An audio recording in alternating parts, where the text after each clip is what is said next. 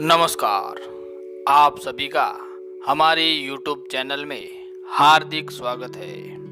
दोस्तों, आज हम माता पार्वती और भगवान शिव की एक ऐसी रोचक कथा के बारे में बात करने वाले हैं जो कुछ ही लोग जानते होंगे। तो यह वीडियो आप अंत तक जरूर देखिए। माता पार्वती ने भगवान शिव को दान में दे दिया था, फिर कैसे उन्हें पुनः प्राप्त किया, इसकी यह कथा कुछ इस तरह है। एक श्रेष्ठ पुत्र की प्राप्ति हेतु भगवान शिव से आज्ञा लेकर माता पार्वती ने 1 वर्ष तक चलने वाले पुण्य व्रत का समापन किया। व्रत की समाप्ति पर पुरोहित सनत कुमार ने देवी पार्वती से कहा, सुव्रते, मुझे दक्षिणा चाहिए। पार्वती ने मुंह मांगी दक्षिणा देने का वचन दिया। फिर क्या था, पुरोहित बने सनत कुमार ने अस्वाभाविक दक्षिणा की याचना की। देवी, इस व्रत में दक्षिणा स्वरूप मुझे अपने पति को दीजिए।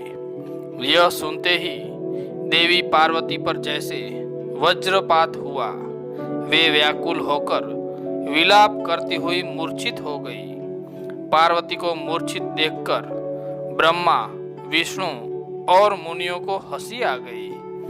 उन्होंने पार्वती को समझाने के लिए भगवान शिव को भेजा।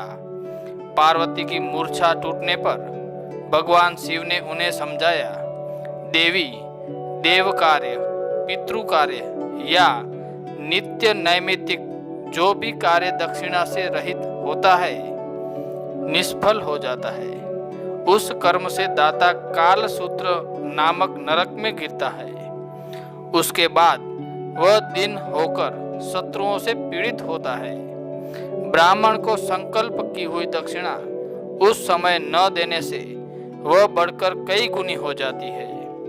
भगवान विष्णु और ब्रह्मा ने पार्वती से धर्म रक्षा के लिए अनुरोध किया। देवताओं ने भी समझाया, मुनियों ने भी दक्षिणा देने की प्रेरणा दी, फिर भी पार्वती चुपचाप रही।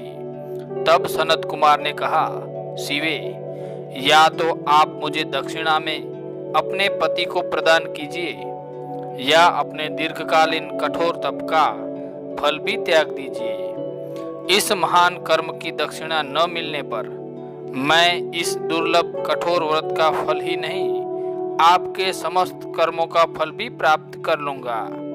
उद्विग्न होकर पार्वती ने कहा, पति से वंचित हो जाने वाले कर्म से क्या लाभ? दक्षिणा देने तथा धर्म और पुत्र की प्राप्ति से मेरा क्या हित होगा? पृथ्वी देवी की उपेक्षा कर वृक्ष की पूजा करने से क्या प्राप्त हो सकेगा? साध्वी स्त्रियों के लिए पति 100 पुत्रों के समान होता है। एक ऐसी स्थिति में यदि व्रत में अपने पति की ही दक्षिणा दे दी जाए तो पुत्र से क्या लाभ? यह सत्य है कि पुत्र पति का ही अंश होता है, लेकिन उसका एकमात्र मूल तो पति ही होता है। मूल धन के नष्ट होने पर समस्त व्यापार ही विनष्ट हो जाता है। उसी समय आकाश में देवताओं और ऋषियों ने एक रत्न निर्मित रथ देखा जो पार्षदों से गिरा था। उस रथ से श्री नारायण उतरकर देवताओं के सन्मुख उपस्थित हुए। उन श्री नारायण को ब्रह्मा, विष्णु और शिव ने रत्न सिंहासन पर बैठाकर उन्हें प्रणाम किया और हाथ जोड़कर गदगद कंठ से स्तुति की। वहां का सारा वृतांत जानकर श्री नारायण ने कहा, शिव प्रिया पार्वती का यह व्रत लोक शिक्षा के लिए है, अपने लिए नहीं है, क्योंकि ये तो स्वयं समस्त व्रतों एवं तपस्याओं का फल प्रदान करने वाली हैं। इनकी माया से ही चराचर जगत मोहित है। फिर उन्होंने पार्वती को संबोधित कर कहा, हे शिवे, इस समय तुम महादेव को दक्षिणा में देकर अपना व्रत पूर्ण कर लो, फिर समुचित मूल्य देकर अपने जीवन धन को वापस ले लेना। गौओं की भांति भी विष्णु के शरीर में है, अतः तुम ब्राह्मण को गौ मूल्य प्रदान कर अपने पति को वापस ले लेना। यह कहकर वे अंतर्ध्यान हो गए। तब पार्वती प्रसन्न मन से अपने प्राण सर्वस्व को दक्षिणा में देने के लिए तैयार हो गई। उन्होंने हवन की पूर्णाहुति की और अपने जीवननाथ शिव को दक्षिणा रूप में दे दिया। इसके बाद उन्होंने पुरोहित सनत कुमार से निवेदन किया, विप्रवर, गौ का मूल्य मेरे पति के बराबर है। मैं आपको अत्यंत सुंदर 1,00,000 गौएं प्रदान करूंगी। इसके बदले में आप मेरे जीवन सर्वस्व को लौटा दें। प्राणनाथ के मिल जाने पर मैं पुनः ब्राह्मणों को विपुल दक्षिणाएं प्रदान करूंगी। तब सनत कुमार ने माता पार्वती से कहा, देवी, मैं ब्राह्मण हूँ, 1,00,000 गौएं लेकर क्या करूंगा? इस दुर्लभ रत्न के सामने 1,00,000 गौओं की क्या तुलना। मैं उन्हें साथ में लेकर त्रिलोक में भ्रमण करूंगा। उस समय समस्त बालक इन्हें देखकर प्रसन्नता पूर्वक ताली बजा बजाकर अट्टहास करेंगे। कहने के साथ ही सनत कुमार ने भगवान शिव को अपने पास बैठा लिया। यह सुनकर पार्वती जलहीन मछली की भांति छटपटाने लगी।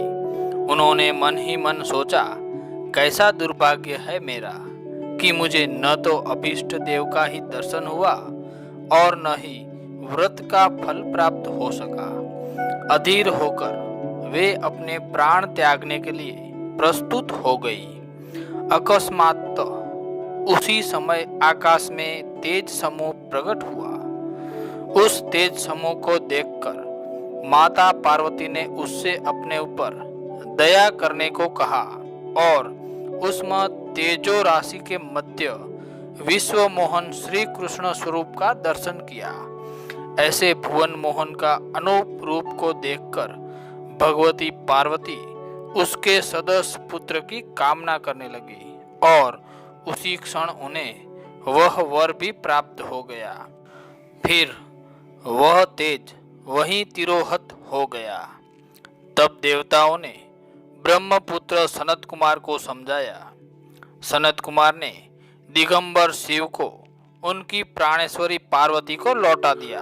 दोस्तों, अगर यह वीडियो आपको पसंद आई हो तो इस वीडियो को लाइक करना ना भूलें और कमेंट में हर हर महादेव भी लिख सकते हैं। दोस्तों, अगर आप इस YouTube चैनल पर नए हैं और अभी तक आपने हमारी चैनल को सब्सक्राइब नहीं किया है तो प्लीज़ सब्सक्राइब जरूर कर लें और बाजू में दी गई घंटी यानी बेल आइकन को प्रेस कर दें ताकि अगला वीडियो हम जब अपलोड करें तो आपको इसकी नोटिफिकेशन मिलती रहे।